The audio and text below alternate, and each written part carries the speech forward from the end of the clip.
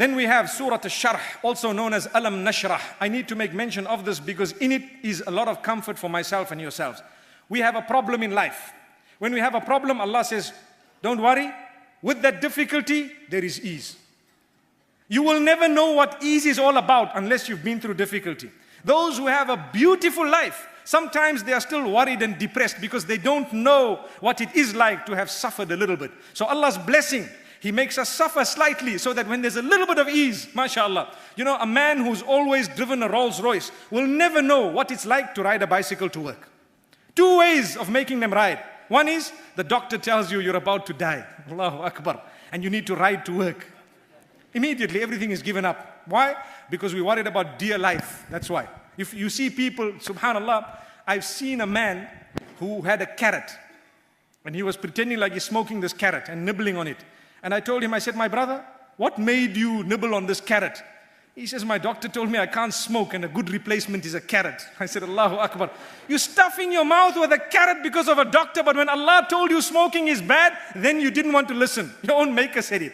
Allahu Akbar. May Allah make us from amongst those who eat carrots rather than smoking cigarettes. Really.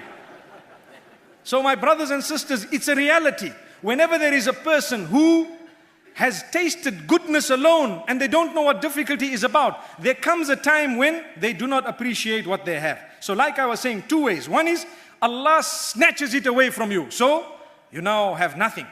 So many people have climbed the peak in terms of materialistic items. And then they've dropped down the mountain. They say it's easier to drop from the top than it is from the bottom.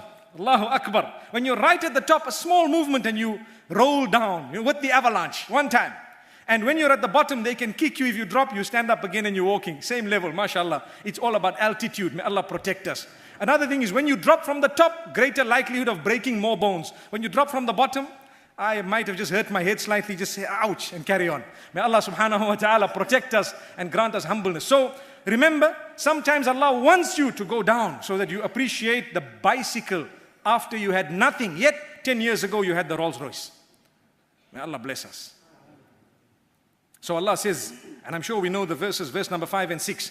فَإِنَّ مَعَ الْعُسْرِ يُسْرًا إِنَّ مَعَ الْعُسْرِ يُسْرًا. Indeed, with every difficulty or with difficulty there is ease.